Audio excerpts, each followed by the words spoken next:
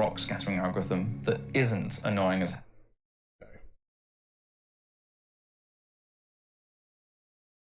Okay, so we're going to window capture again and blow this up.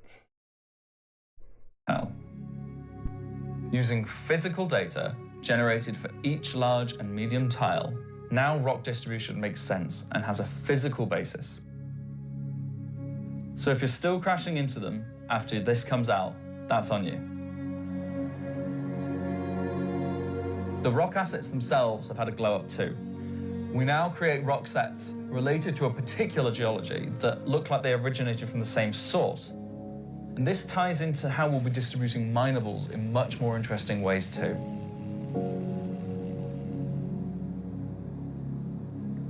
So now that our base terrain and rock scattering looks good, let's add some vegetations and explore some additional biomes.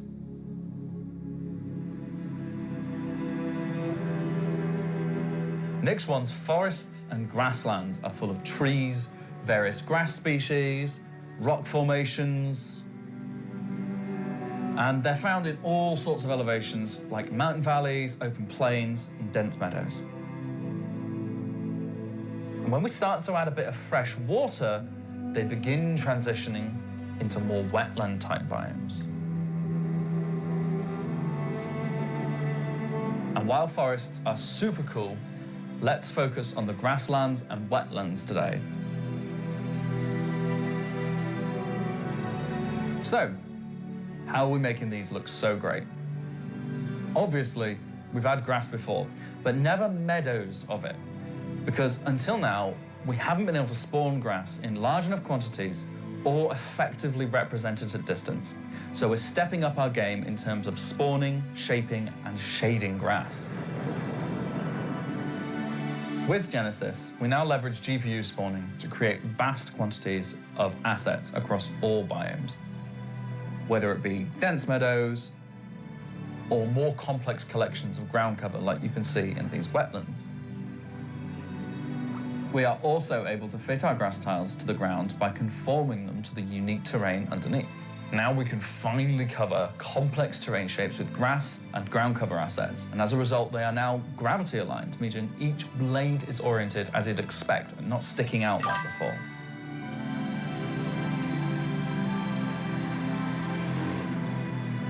Next, let's take a look at how we light our grass. Now, as in real life, the shading of a grass blade, or indeed a whole field of grass, is lit very differently to like a flat surface. We now use a solution that shades meadows of grass far more like fur or hair. And this, if you think about it, makes sense. At a distance, a field of grass is far more like a carpet or cloth than a flat surface. This improves how our grass looks from a near perspective, as well as bringing us nicely into how we're solving the distant representation of grass. So, let's talk about the distance problem. One of our biggest achievements with Genesis is allowing us to build beautiful biomes out of flora and geology assets like a building set. Can I say Lego? No. Too late. But in the past, this broke down very quickly when objects simply disappeared when viewing the same biome from 10, 20, 100 kilometers away. Because we don't hide planetary transitions and allow you to view complex regions from very large distances, there are almost infinite perspectives from which you can see a location in Star Citizen. So, how can we afford to evaluate complex spawning logic at runtime for the entire swathes of the planet? Enter the virtual terrain. Virtual terrain, or VT for short, is how we now cache and represent our terrain at varying scales. This has been the enabler for all of the lovely advances in terrain complexity and asset spawning we've shown so far. And it's also how we now evaluate and represent vegetation from a distance. When creating the VT for each part of the terrain, we assess if vegetation has covered the ground, and if so, what shading should be applied. For all of our biomes, we're now able to use the same shading model for the distant representation as the close-up asset, whether that's our lovely rolling hills, some more dramatic rockscapes, those muggy wetlands, or even our festering swamps. So yeah, we didn't forget about the swamps, and they're coming to Nyx 1 as well. Built using the lessons learned and all the technologies we've developed, these swamps now spring into existence from the planetary data. I'm going to assume there are going to be some pretty fascinating life forms in swamps. You're going to have a lot of life forms that don't do so well in swamplands that, well, do better in swamps than they do elsewhere. Yeah. I had to take a break for a bit. Sorry about that, Luna. Now, I'd be more... Oh, shoot. What did I do? Uh-oh. This biome combines all of the elements from the other biomes we've shown you today, from water interaction, denser spawning, unique ground coverage, and I think it creates something really unique.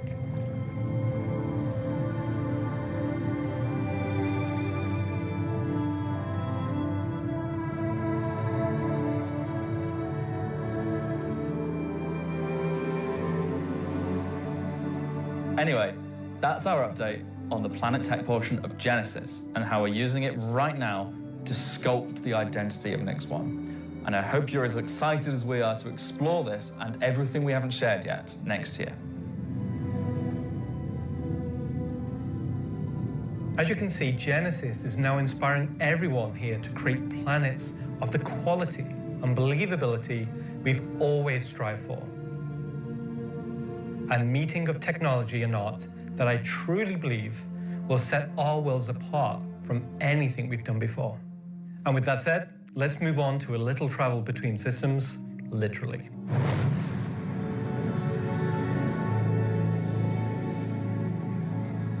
Up until now, our mission system has been specific to the star system you're in, meaning a Stanton mission has to take place in the Stanton system, and a Pyro mission has to take place there. We've never been able to link these together, but with the introduction of our third star system, it's time for this to change.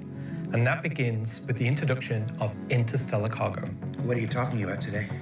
System-to-system hauling missions. Hauling is back. No one said hauling was gone. You guys even play the game? These are exactly what they say on the tin. Missions where you're going to start in, say, Stanton and end in Nyx, taking various volumes of cargo between the stations. So there'll be high volumes of cargo that kind of fulfill the purpose for the Hull C and the other series of Hull ships. I'm curious if the B will be rolled out during this time as well. The Hull B? Probably. We'll have to wait and see. That's for sure. And there'll be a few sort of more direct routes. So you might pick up some cargo from Ruin Station in Pyro and go through the jump point to Stanton and drop it off there at one of the Helios. So if you've never sort of experienced the jump point or going through it, these missions will require you to. They're no way limited. You can do them in any sort of ship you want, any size of ship. I'll be doing them in my Drake Cutter myself, between Stanton and Nyx. Just a Drake Cutter. I've got a few ships, but the Drake Cutter is really cute, so. One thing that we're looking to add with these interstellar missions is scripted combat encounters where you can be attacked by NPC ships. Maybe the mission giver has tipped off some pirates who are looking to get a hold of that cargo, as well as express missions, which means the deadline timers that you're used to in the regular hauling missions might get really tight and you've got to learn to be very fast. All of the love and care that has gone into hauling missions so far, with the logistical network and making sure they make sense within the themes of the systems, just as much love has gone into the interstellar missions we're making now. At the start of the show, we said we was going to build out the Nyx system right in front of you after 4.4 launches next month, and why we want to keep as much of what we're doing behind closed doors so you can discover it for yourself, in-game and on your own, we still are excited to share with you a brief look at one of our up-and-coming locations we're calling Rockcracker.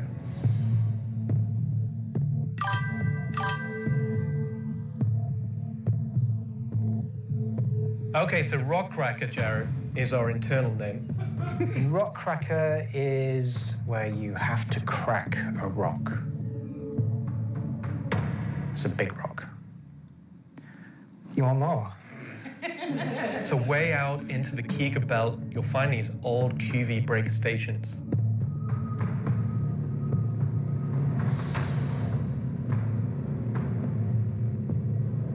These were originally industrial facilities breaking apart large asteroids and mining them down. But since they've been mothballed and been left abandoned. So you're going to have to find your way inside and thinking about how do we bring this facility back to life. It's not just about flipping a switch.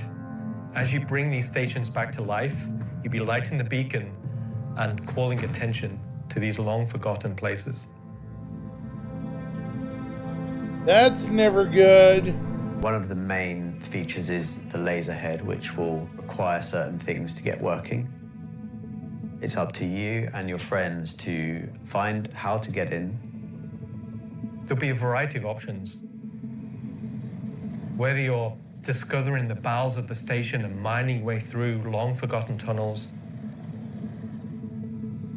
or you're going through the main laser entrance. Now, as you're traversing through the facility, you'll find the old engine room. Now, there may be ways to bring the facility back to life, kickstart the engines, and bring power to different parts of the facility. Maybe eventually bringing the laser back online and cracking some rocks. The secondary gameplay loop is FPS combat. You're not there by yourself. There may be squatters and outlaws in these stations trying to stop you from what you want to do.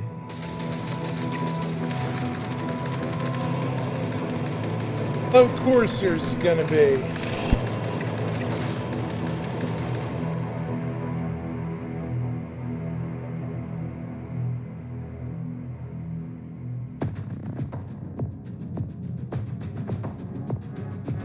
So you've found these old facilities, you've brought them back to life. You've systematically brought power to various functions of the facility. You've activated the laser. You've fired the laser. You've broken apart the rock. And then you'll be able to fly your ship inside and see what's there. So you fly a ship into an asteroid. Yeah. You just get into your ship and fly in and start searching around and trying to find the pieces that you want to mine.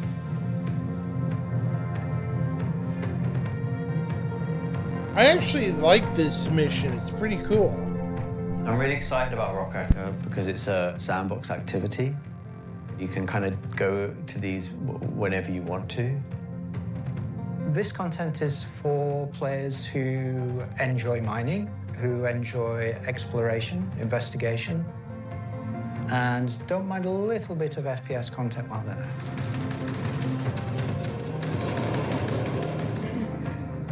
It will be very new experience compared to any other asteroids because this one, kind of like Alan and mine, will crack open and show its secret. And one presumes you can make a decent amount of scratch in an asteroid that's big enough you fly your spaceship into it. It wouldn't be worth doing if you couldn't make a good amount of coin. Yeah. Making promises for the econ team. Yeah. They've got to balance it. It's for people who want a lot of minerals. When crafting comes in, when all the other mechanics and features that we want in the game for 1.0 come in. So yeah, these places are going to be vital down the road. Definitely do them in groups.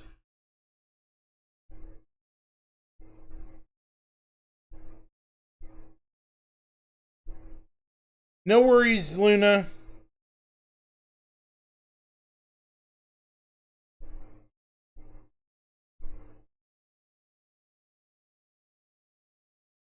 No worries. It's all good.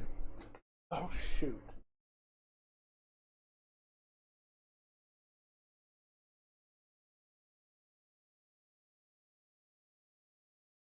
All right. So, my take on these facilities, I haven't given a really big take on these, is they're going to be interesting. You know, a lot of people are going to use them for ore collection, probably mineral collection as well. So, hang on, have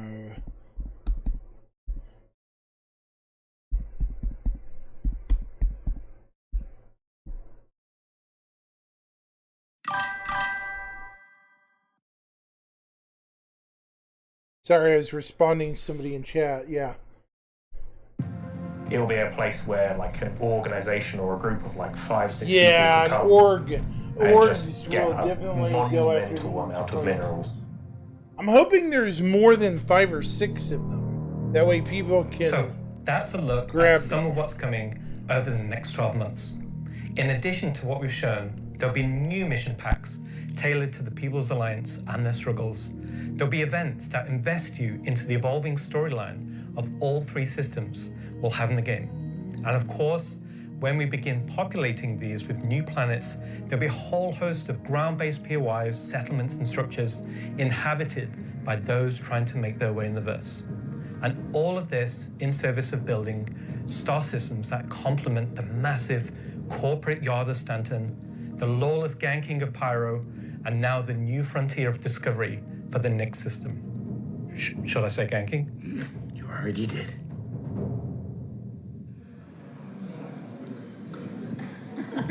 Good job, everyone. So yeah, a whole lot to take in there. Interstellar. Much of what you see in the show today has been the culmination of a lot of people's work in... What's up? All right, I had a dream about like this once. Yeah. Okay, so against everyone's better judgment, the thing has finally happened. Can I help you? How do you think the show's going? Good. We're getting the Nyx star system and the Vandal are coming. Kind of been a lot of Nyx, right? Well, yeah, but it's a major milestone and it deserves a major showcase celebrating everybody's hard work. And you got more, right? Well, yeah, there's spaceships coming out. Cool. Wow, it's like they only scanned the original community portion of me. If pictures steal your soul, imagine what face scanning in PCAP does. Well, this has been super cringe. So I'm gonna head out. Bye. Oh, regular Citizen Con is still better. You should have done that. Of course. Thank you. Part of me that isn't a soulless marketing puppet. All right. No. Somebody needs to make that a meme, chat. Somebody needs to make that a chat. I'm so sorry. Let's just go to some spaceships, shall we? Hi, my name's John Crew. I'm the Vehicle Director here at CIG, and welcome to Talking Ship, where we're going to talk about 3 new ships coming to the Persistent Universe.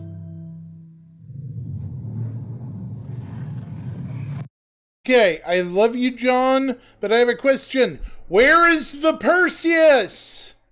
Where's our Perseus? Come on, John. The Percy. Where be the Percy?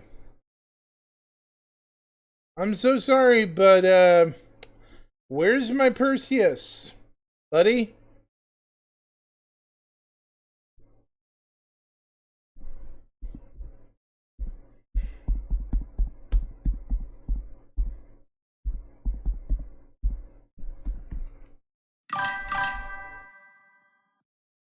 Yeah.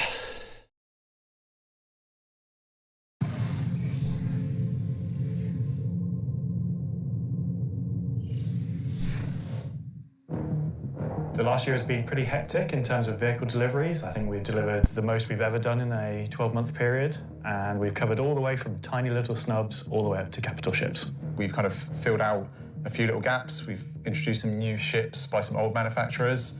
You had the Polaris come out, and obviously people have enjoyed playing with that. We snuck the Idris in without none of you expecting it for a while, and it's been a busy year. It's nice to start revisit some of the older catalogue and some of the bigger ships again. I think my favourite ship from the last year is a tie between the Wolf and the Golem. Favourite ship in the last year? Probably the Wolf. Threats. And talking of threats, let's move to our next ship, a replica from Hesperia. Hesperia are a high-end manufacturer. They specialise in recreating exotic and particularly alien spacecraft. Effectively what they're doing is they're remanufacturing them, making them a little bit more suitable for kind of human flight. And the latest offering from Hesperia is the Vandal Stinger. The Vandal are big, scary space aliens. They're like 7-foot-tall, evil war race that sort of take over, steal technology, absorb it, fuse it all together into their own needs. They are the relatively nasty aliens that you sometimes hear about and haven't seen much of yet. They also make really cool spaceships. The Stinger as a Vandal heavy fighter was reserved for their higher tier sort of ace pilots or high-ranking members within their clans.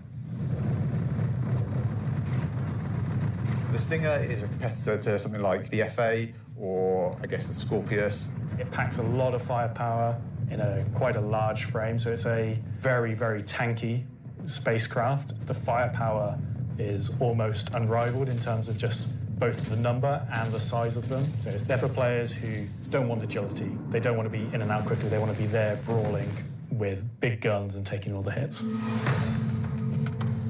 One thing Hesperia have done differently with the Stinger is they have done away with the majority of the bespoke weapons. They heard everyone's complaints about the glaive and blade and have stripped off the original Vandal weapons to allow customization for standard human weapons. With the exception of the single-size 5 gun. Because it was too well integrated into the hull, even for Hesperia to remove. All the additional weapons are generic mounts, so they can be swapped with any of the existing lineup that we have in the game. By doing this, it provides greater flexibility to the end user, and this is something Hesperia wanted for the civilian market. For that one bespoke weapon, the size 5 plasma cannon, functionally it is the same as the existing size 5 plasma cannons on the Scythe and Glaive, but it is a sort of Gen 2 model and wraps it in a different aesthetic compared to those models. You'll see they're very much older Vandal styling. This is much newer Vandal styling, but underneath it is the same weapon that people have used for years. Our job as the vehicle art team on the PU was to take the Stinger from the squadron team and prepare it for life in the PU. We took an opportunity to take, this really well-established art style and, add extra details where needed. So the exterior is a real blend of these kind of hard surface, kind of rare alloyed kind of wings, and then underneath this real kind of organic structure that kind of webs all of the ship together. It connects the thrusters in, it connects all the kind of underside of the vehicle and then pulls the whole ship together. You can tell it's very different from the Vandal ships that are currently in the PU. If you take, for example, the way the cockpits are constructed. Up at the front, we've got this big kind of bubble dome that gives the cockpit quite a unique shape compared to some of our other ships, and also gives the pilot a unique position within the ship and kind of gives great visibility out the front. Boarding the Stinger is a little unusual compared to other ships, obviously being alien in nature. You're going through a ramp at the rear, and it leads you kind of straight up into the belly of the ship. There's, lots of organic detail, rib cages, kind of strange alien forms. On entry of the cockpit, the seat kind of comes down towards you, and you kind of climb over the back of it a bit like a motorbike. You're basically riding into the cockpit. It feels very much like you're being carried inside the cockpit. Into the traditional prone flying pose that Vandal pilots use. I'm very happy with the Stinger. I think the team have done a really good job of making something that feels different, it feels alien, but it suits our lineup of ships and it suits our universe. I think the guys did a really good job of respecting the direction and vision from the original Stinger and Vandal ships and Squadron. We've tried to take a lot of inspiration from movies and other science fiction material, but I think it sits well within the Star Citizen universe. So we have the Paladin for the People's Alliance. We have the Stinger for people that really like Vandal and want to try and pretend to be them. But what about the other mysterious faction we have running around? So Grey Chowdhury got his start as he was working at a cargo center out in Odin. He started being able to get his hands on some stuff that other people couldn't, items that necessarily you couldn't find on a store shelf, but you wanted anyway. I think Gray is interested in, happy customers. Gray just sees themselves as a conduit to get these things in the hands of people who would appreciate them. And I think that his latest offering is really going to turn some heads.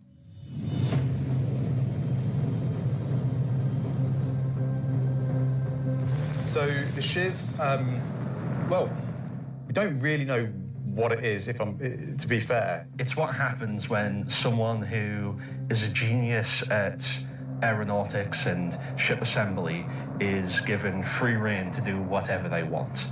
It's the best of whatever they can find lying around, put together to make something truly unique, wonderful, arguably beautiful, and just released out into the universe to see what happens. At first glance at the exterior of the Shiv, I think most people will probably recognize there is more than a fair proportion of the cutlass visible there, but it's had quite a few changes to it. As you look a little bit closer, you'll start to pick out elements from other ships. You've got, main thrusters that are from the Valkyrie.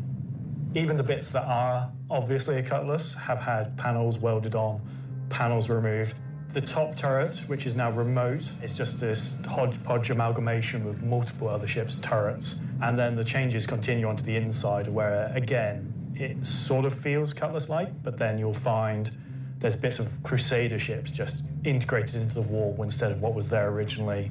It has lost its side entrance, some of its cargo capacity, but what it's gained is it's gained visually more powerful thrusters. It's gained a really kind of nice set of belly thrusters. It's upped its firepower. As ever, with the refined work from Gray's Market, you can see that great care was taken to the health and safety to ensure that there's no trip hazards anywhere. There's loose cables, panels are exposed. If you look carefully, you'll notice there are tools laying around in the cockpit. It's gained a toilet. Bucket. Oh, Jesus. Yeah, it's one for doing stuff, and then you need a second one to wash your hands. It's not an animal. It has very much taken that ethos of Drake and moved it down a level, which I think is quite an achievement. Just look at this thing. How do you even begin to describe the madness that created this? It's the Shiv. Can't wait to see the next version of the Shiv. This is something new and different for Star Citizen. Where did it come from? I'm not going to answer that. Just nothing. Just no comment. Gray goes to places and talks to people. I mean, there are just many ways to find these things that, are they legitimate, manufacturers? No. Are they operating on the right side of the law? Maybe not, but, money's money. Does Gray have a motto, an ethos to live by? It probably comes down to, don't ask where I got it. Don't ask how we got it. Don't worry about it. Just ask if you want it. I think the Shiv is for someone that is looking for something a bit different, a bit away from the norm. They just want something that's unique. It's definitely for people who like a rustic aesthetic. It's a fun ship, but it's also really strong, to be honest, and it's absolutely a statement. I'm happy with the 3 ship offerings. They are obviously very combat heavy. There's something we wouldn't normally release all at once, but honestly, all of them are a different statement and they're all cool. As always, super excited to release these ships into the game and just see how players react and play with them. It's always fun to see the quirks and the shenanigans that people get up to with them. So that's Talking Ship for another year. Yeah, you can do the thing with Lexi. Talking weapons. So I've just been informed that we have to do a bit of a timeshare agreement this year, so we have to throw it over to Alexi for Talking Weapons, which is an extremely original name.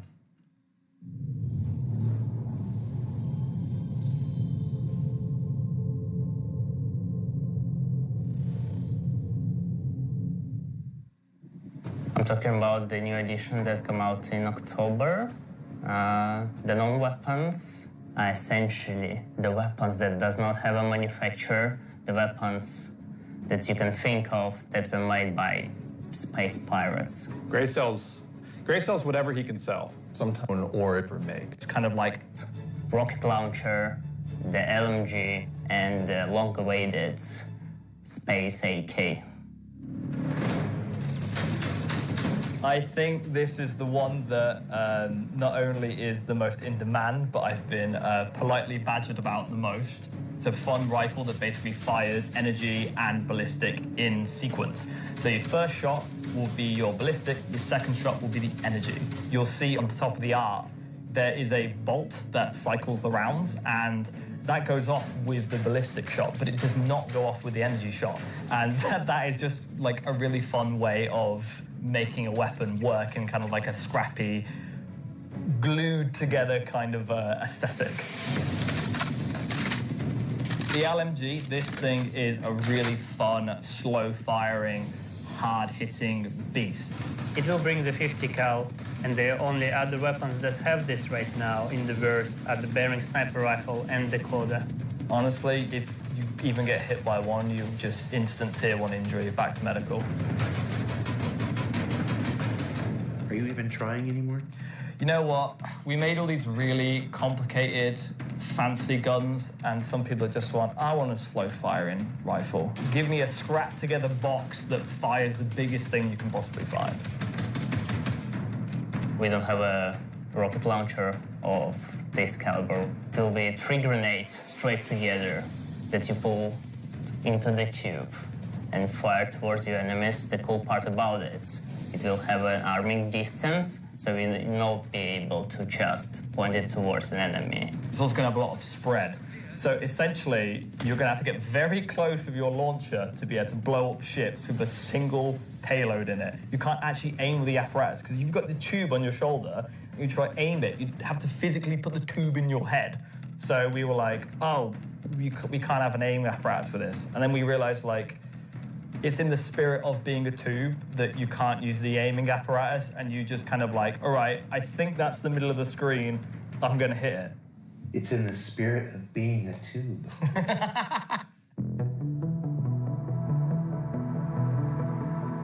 Finally, rangefinders. Binoculars are really cool. We don't have anything like this in the verse, and I think it will be really convenient to use something that's dedicated to look for the things, especially far away, instead of using your sniper scope, for example. Will the binoculars have glint? I'm not aware of this one. Probably not, because binoculars are not something that you need to be aware of. It's really funny because obviously, due to Glintgate, as I beautifully internally call it, basically there was a lot of community feedback basically saying like, oh, I really like spotting people. I really like playing a spotter. And essentially I was like, oh, this community wants to be able to spot people from distances. And what can we make gadget-wise that doesn't require new features? And it was like, binoculars. And I prototyped a thing which essentially was just a scope in a hand, and it worked. So we've got some really cool binoculars coming that allow you to spot people from distances. And how much damage do the binoculars do? Depends on how you throw them.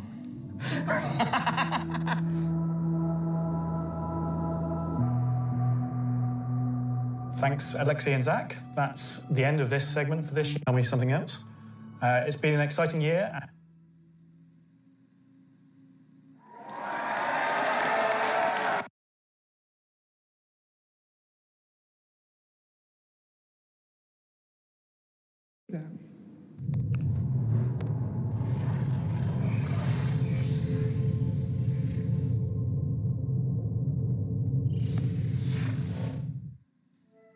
Star Citizen, at its heart, will always be an enormous sandbox experience where you can set out to tackle the universe in whatever ways you want.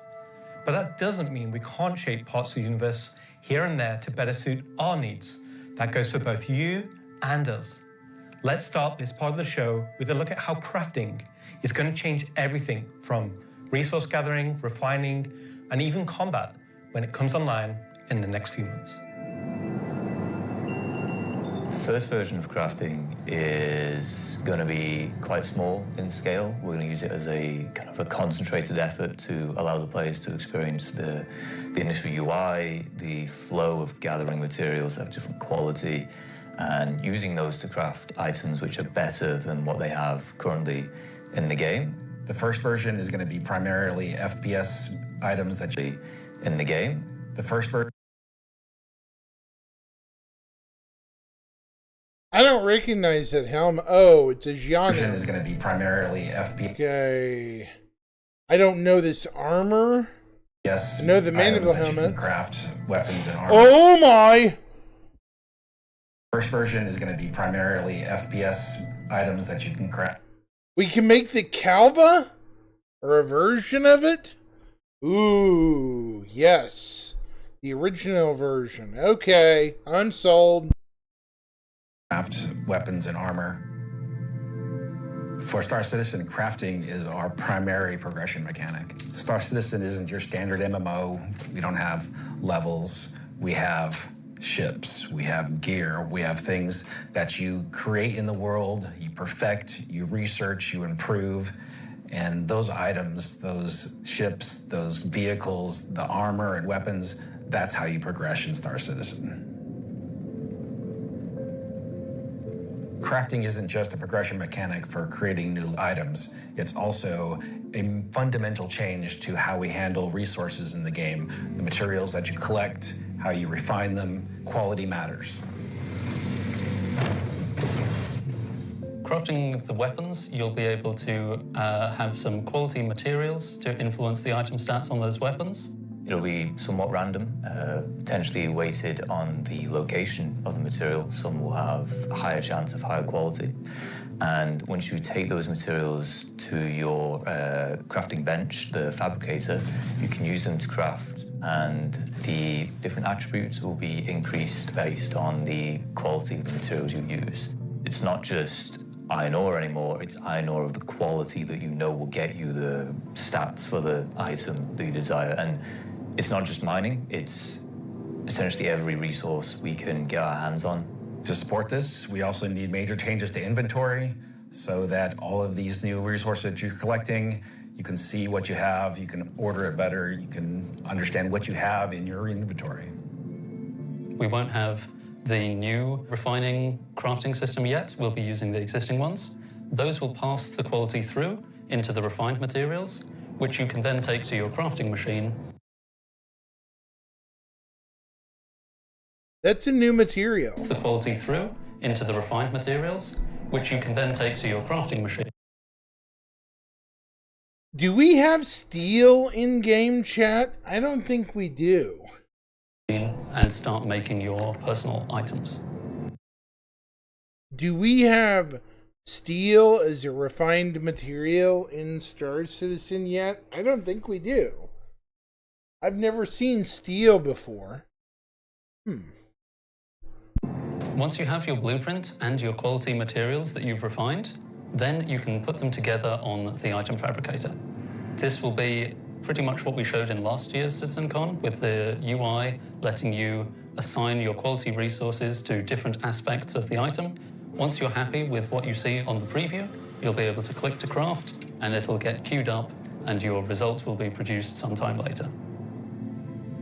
You'll be able to get the new crafting machine from shops in most landing zones. You'll be able to bring it up on your freight elevator and use it in your personal hangar, or tractor beam it around and stick it on a ship if you want to use it from there. There'll be a small amount of blueprints you get credited to your account just to test and mess around, but the vast majority of them will be earned through missions, and then you can use that blueprint to craft the item that it is that you've got the blueprint for. So it should be a good reason to go and test all the different various missions in the game.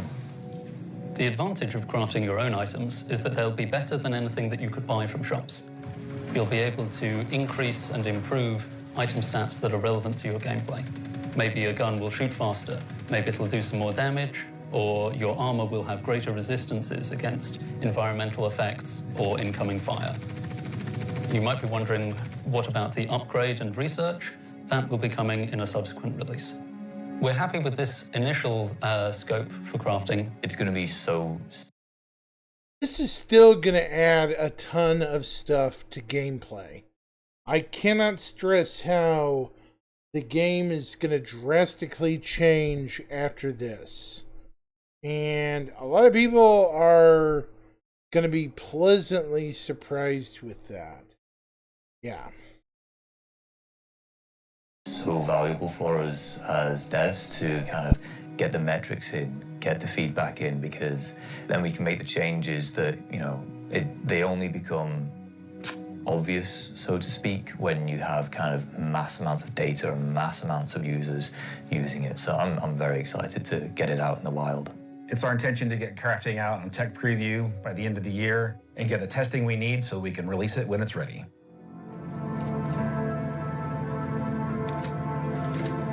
So that's one way you'll be crafting your own experiences in the Star Citizen universe. But what about us? Where do we get to hone in and craft a bespoke experience here and there, specifically tailored to individual or small group play? Well, that's where instancing comes in. And I'm going to let Benji tell you a little bit more. We're bringing instancing to Star Citizen in 2026. Why are we doing it, and how will it work? So if you've played any content in 2025 in Star Citizen, you know that most of these areas were in actual PvP zones where other players can interfere. Instancing is a means to create an environment where designers can create tailored content that's tuned to a specific group size, but it is also protected from outside interference. It's not to say that we don't love PvP. I'm a PvP guy. PvP me, bro. But like most MMOs, a good balance between a dangerous overworld and a protected instances is needed. Right now, we don't have this ability, and this is something we really need in order to give you a sense of progression that is tailored and balanced to a tunable amount of groups, so the difficulty matches the group size. There's a beginning and an end. It doesn't mean that that doesn't fit in our overworld strategy, meaning getting to the instance is dangerous, exiting the instance is dangerous, or can be interfered with others. But at least when you're playing the content, we can actually make something that's curated for one experience. So before a lot of rock Nix, there's still one more exciting use for instancing we're building right now. It's an earlier look than normal, and some of it is still in white box, but we're excited to share the means for progression-based gameplay. As an evolution of our Building Interior initiative, you won't discover it by accident, because when it's complete, it will be found deep within the heart of Levski itself. This is the Municipal Works.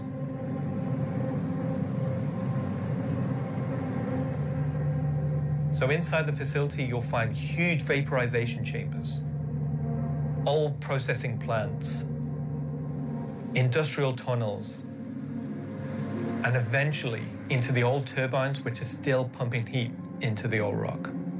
So this is the true history of Levski. This is a place where you won't see in Lorville, you won't see Night 18 or the other landing zone. It's the pure basis of Levski. You will have, of course, metal and tunnels and, more structural place, but you will also see a lot of rock and cave. So it's not a place you go to take vacation. It's really a place you go to fix stuff.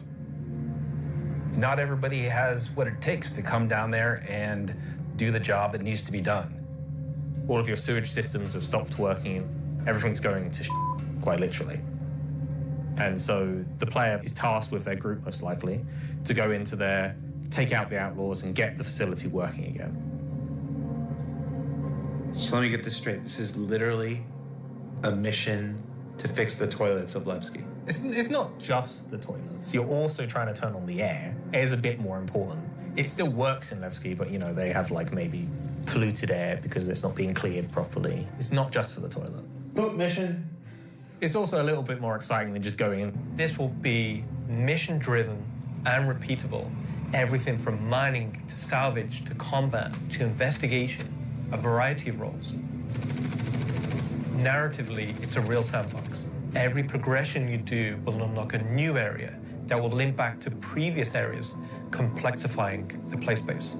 We've been wanting to have more gameplay around landing zones for a long time. Now that we have instancing tech coming online, that allows us to do something that provides really cool gameplay close to a landing zone. With the missions, that's what will create different overlays or change the spaces or change the progression, but it'll be the and then the next return back to it at different states depending on how much you've progressed and be able to keep it going and getting in your way. And where they So that's a look at how we'll be allowing players and developers alike of the persistent universe. Okay, is that it for me at this point, Jared? Almost. Throw it back to me, and I've got one more for you after this. Back to you, Jared.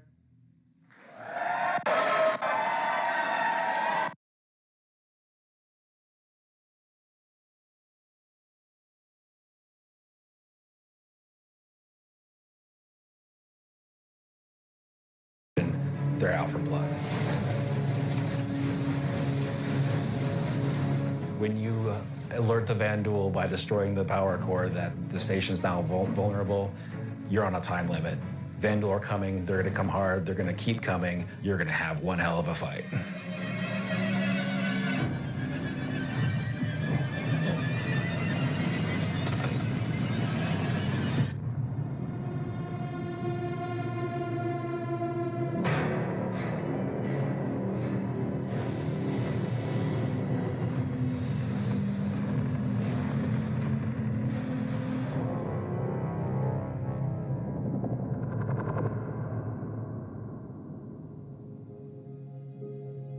Tactical scrum.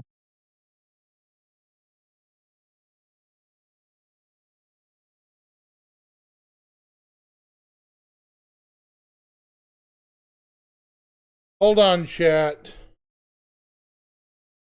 Let's go RSI.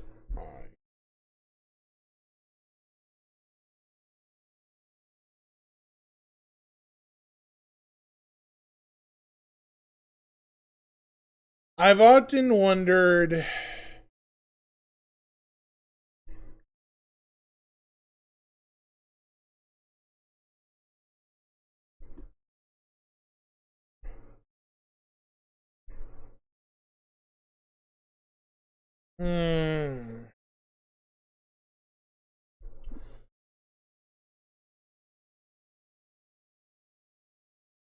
Let's see.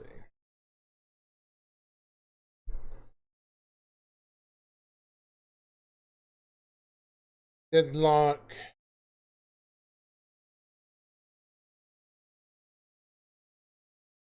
Huh. Game packages.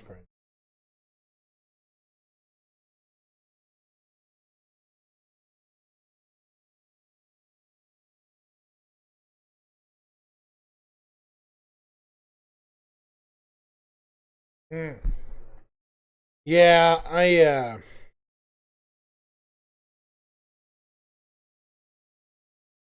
Polaris still available. Starlancer Tech. Okay. Guardian is back up for sale.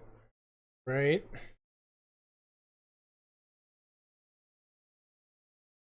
I thought the original Starlancer is back up. Oh, there it is. Starlancer Max. Okay. That explains it. Yep.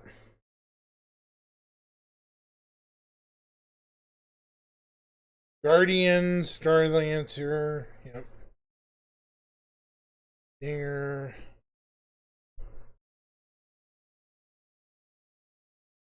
Wolf. Ship.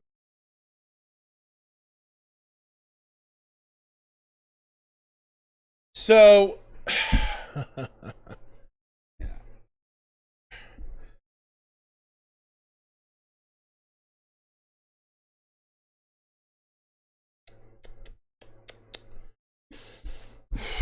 let's see. This week in Star Citizen, we're supposed to have, I think, an update to the roadmap tomorrow. which will be for, tomorrow, and then Friday will be the newsletter. We'll also have maintenance tomorrow. I really wish we get an Inside Star Citizen soon. This is getting kind of dumb and old. The fact we're not getting a ISC. Yeah.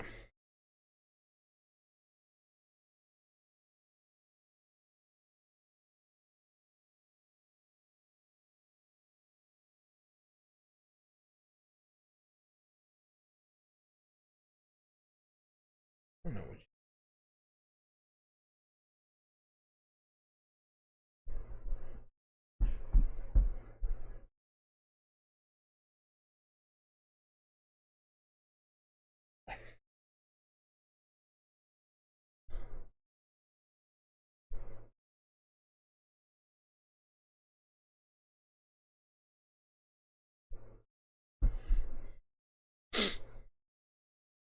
Yeah, it's complicated how I feel about this what do you call it? This Citizen Kong was kind of convoluted.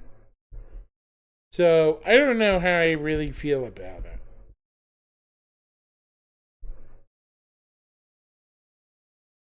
It just felt so rushed and not even an effort.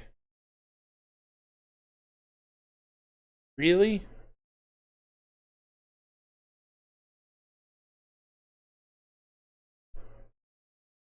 I know that's probably not fair, but man, does it feel like it.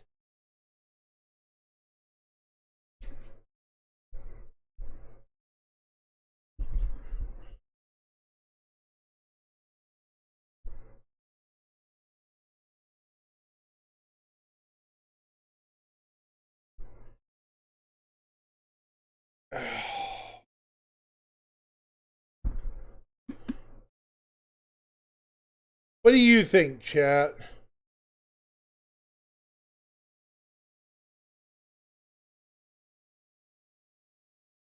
Talk to me. It's okay.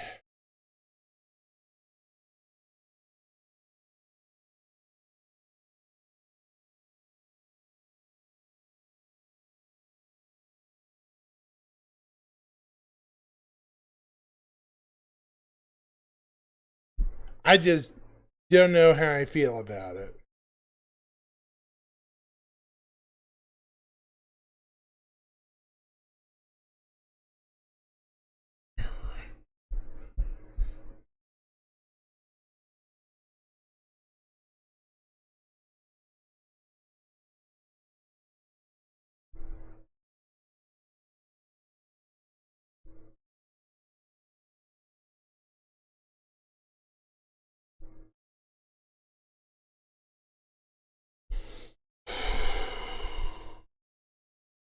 Yeah.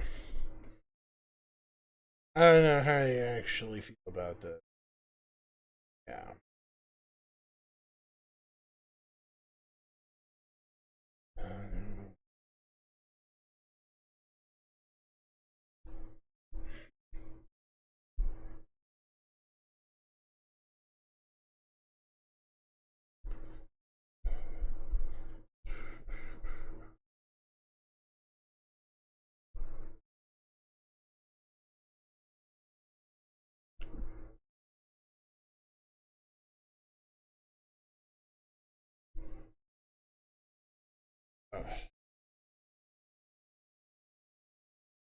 So bored.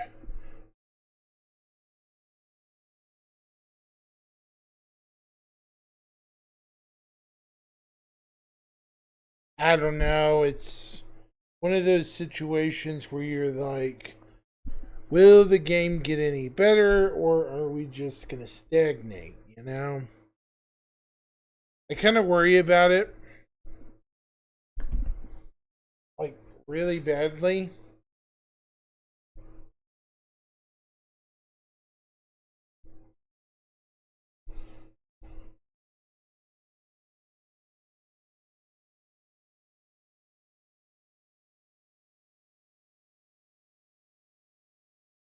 Sure, a lot of people do.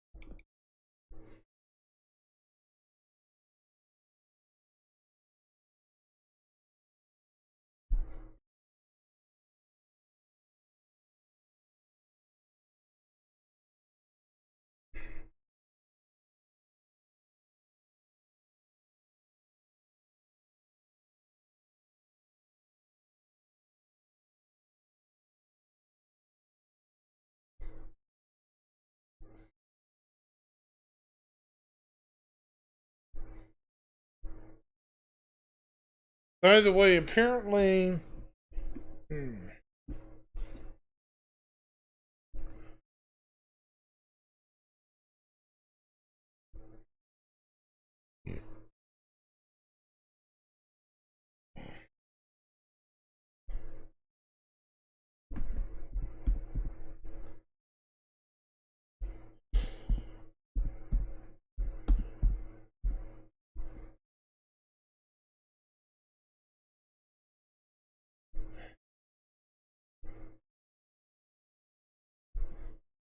Watching.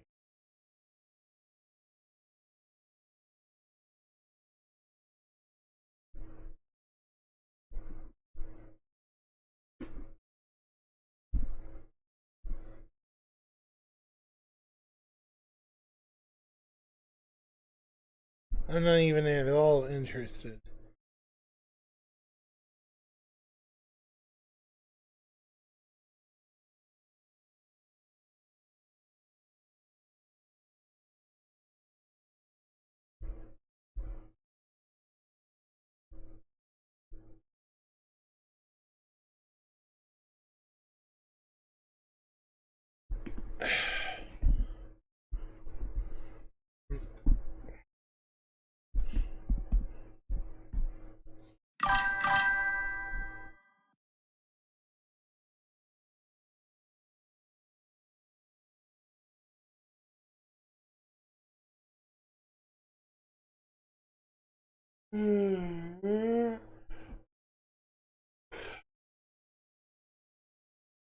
Man, I'm tired.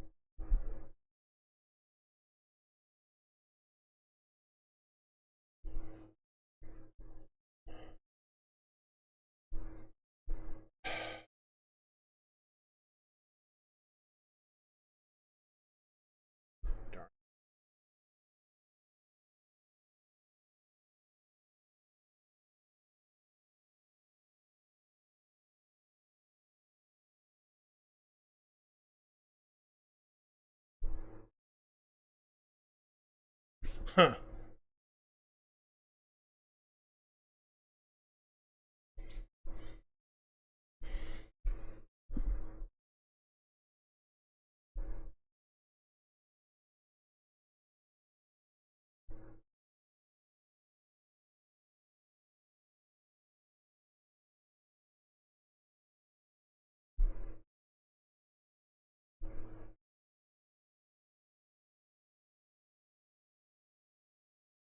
Huh. That's hilarious.